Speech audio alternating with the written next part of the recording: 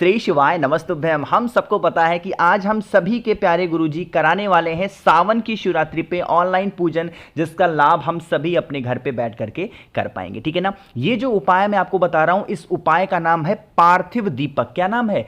पार्थिव दीपक। पूजन के बाद या फिर पूजन से पहले अगर आज आपने रात में अपने घर पे इस पार्थिव दीपक को जला दिया तो आपके घर की जो भी प्रॉब्लम होगी, जो भी समस्याएं होंगी, शिव शंभू भोलेनाथ पूरी जरूर करेंगे। 72 वर्षों के बाद में आपके पास में ऐसा मौका आया है जो कि ऐसा सावन पड़ रहा है। ठीक है ना। करके देखिएगा इस उपाय को, आपके जीवन की चाहे जो भी तकलीफें होंगी वो सारी खत्म होंगी। ठीक है ना। चलो, सबसे पहले आपको मैं बता दूं कि कोई जरूरी नहीं है कि इस पूजन को जो आप करने जा रहे हो उससे पहले भी दीपक को जला सकते हो। आप चाहे तो पार्थिव शिवलिंग की पूजन के बाद में रात में 8 बजे के बाद भी दीपक को जला सकते हो, जो भी आपको सुविधा हो। लेकिन थोड़ा तरीका समझिएगा, इस पार्थिव दीपक को हमें जलाना कहां पे है। स्क्रीन पे आप सभी को दिख रहा होगा एक दीपक, है ना। इस उपाय का एक नियम यह है कि आप चाहे तो गोल बत्ती का दीपक लगा सकते हो, आप चाहे तो लंबी बत्ती का दिया लगाएंगे। लेकिन इस दीपक के अंदर कोई भी प्रकार का तेल नहीं पड़ेगा, ना ही सरसों का तेल पड़ेगा, ना ही तिल का तेल पड़ेगा।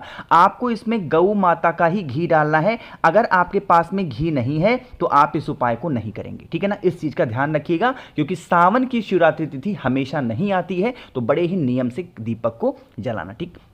इस दीपक को उठाना, लेकर के कहां पे जाओगे? कहीं बाहर मत जाना। आज अपने घर में ही, रात में ही, जहां पे भी बेल का पौधा आपने अपने घर पे लगाया है, बहुत ध्यान से सुनिएगा।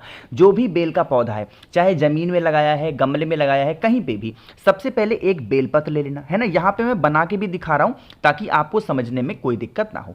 सबसे पहले जो बेलपत्र रखोगे जमीन पर, कुछ इस प्रकार से ध्यान रखिएगा। जो बेलपत्र की डंडी होगी वो आपकी तरफ होगी, आपकी तरफ, और जो पत्ती का पोर्शन हो जाएगा वो हो जाएगा बेल की पेड़ की तरफ। कुछ इस प्रकार से रखना। ठीक है ना। और उसके बाद में जो मैंने आपको दीपक दिखाया, चाहे आपने गोल बत्ती का दिया लिया हो, चाहे आपने लंबी बत्ती का दिया लिया हो, कोई भी दीपक को आप इस बेल पत्री के ऊपर रख देना। रखने के बाद में सबसे बड़ी बात आती है कि इस दीपक को हमें किसके नाम से जलाना होगा? पार्थेश्वर महादेव। फिर से बोल रहा हूं, नाम को नोट करिएगा। गुरुजी की पिछले वर्ष एक कथा चली थी, श्री पार्थेश्वर शिव महापुराण की कथा सुनी थी आप लोगों ने। तो वही पार्थेश्वर महादेव का नाम लेकर के आपको इस दीपक को पार्थिव शिवलिंग बनाने से पहले या फिर पार्थिव शिवलिंग बनाने के बाद में बेल पेड़ के नीचे आपको जरूर जलाना होगा। ठीक है ना। जब आप जला दें, आप आपके पास में चावल के कुछ दाने होंगे, जो आपके घर की तकलीफें हो, जो आपके घर की प्रॉब्लम हो, पार्थेश्वर महादेव से जो आपकी प्रॉब्लम हो, उस समस्या का ध्यान करते हुए यहां पे समर्पित कर देना। ठीक है ना। उसके बाद जाना पूजन वगैरह करना, या फिर पूजन करने के बाद उठ करके आओ, दीपक ठंडा हो जाएगा, दीपक को उठा करके रख देना और इस बेल पत्र को उठा करके वहीं बेल पेड़ के नीचे ही, बेल पेड़ की ही मिट्टी में अच्छे से रख देना, बस। और आपको कुछ भी करने की जरूरत नहीं है। जो भी व्यक्ति इस उपाय को सावन की शिवरात्रि तिथि पे पार्थिव शिवलिंग के पूजन से पहले या फिर पार्थिव शिवलिंग के पूजन के बाद में इस काम को कर लेता है, उसके घर में कोई भी तकलीफें, कोई भी संकट नहीं आते। ठीक है ना। चलो, अब बात करते हैं इस वीडियो के ही हम लोग अपने दूसरे उपाय की तरफ, जो कि पार्थिव शिवलिंग निर्माण से पहले या बाद में इस उपाय को कर सकते हो। ठीक। देखो, इस उपाय के दो फायदे हैं। सबसे पहला फायदा तो यह होगा कि अगर आपके घर में धन संपदा की बहुत कमी है, मां लक्ष्मी का वास घर में नहीं होता, तो कर सकते हैं। दूसरा, अगर आप लोग में से कोई भी ऐसा व्यक्ति है जिसकी बीमारी खत्म नहीं हो रही है और आपको लग रहा है कि यह व्यक्ति ज्यादा दिनों तक जिंदा नहीं रहेगा, सीधा सीधा बोल रहा हूं, आपको ऐसा लग रहा है कि यह व्यक्ति ज्यादा दिनों तक जिंदा नहीं रहेगा, तो आपको इस उपाय को करना। ठीक है ना। क्या करिएगा? एक धतूरा लेना। वैसे मुझे पूरा यकीन भी है कि धतूरा इस टाइम पे आपको बहुत मुश्किल से और बहुत महंगा मिल रहा होगा, बट कोशिश करिएगा कहीं से भी एक धतूरा ले लेना, है ना। धतूरे को लेना। धतूरे के साथ में आपको जरूरत होगी या तो पीला चंदन ले लो, या तो आप वो ले सकते हो, हल्दी ले सकते हो। दोनों में से कोई भी चीज ले सकते हो। यह तरीका जो बता रहा हूं ये धन संपदा का है। अभी आयु वाला भी उपाय बता रहा हूं, पहले धन वाला समझ लो। जो भी आपने पीला सामान लिया है, इस धतूरे को अच्छे तरीके से पीला कर देना, जितना अच्छे से कर सकते हो। ठीक।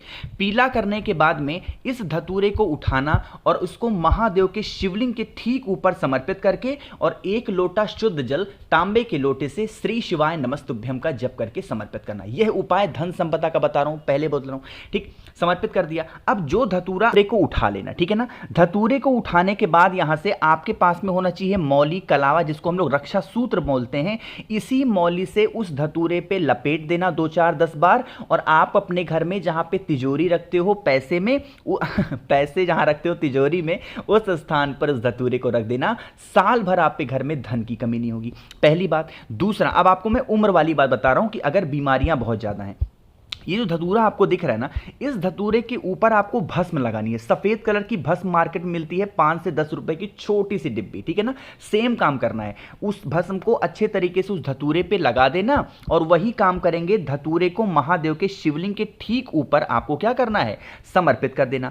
समर्पित करने के बाद में फिर से 1 लोटा शुद्ध जल तांबे के लोटे से श्री शिवाय नमस्तुभ्यम का जप करके समर्पित करेंगे। और समर्पित करने के बाद में फिर उस धतूरे को उठाना और फिर से इस मौली को उस धतूरे के ऊपर लपेट देना।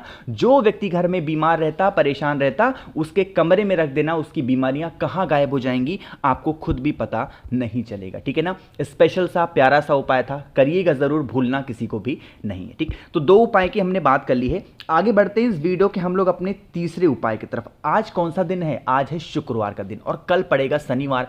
इस उपाय से आप अपने घर के जो पितृदोष होंगे उनको दूर कर सकते हैं। सावन की शिवरात्रि अगर शुक्रवार को पड़ रही है तो आपके लिए समझ लीजिए कि सोने पे सुहागा है। एक तो 72 वर्षों बाद ऐसा सावन आया है, ऊपर से इस उपाय को करने का मौका मिल रहा है, करिएगा। लेकिन उससे पहले जल्दी से करिए वीडियो को लाइक, और जिसने अभी तक चैनल को सब्सक्राइब नहीं किया तो जल्दी से करेंगे चैनल को सब्सक्राइब, ठीक।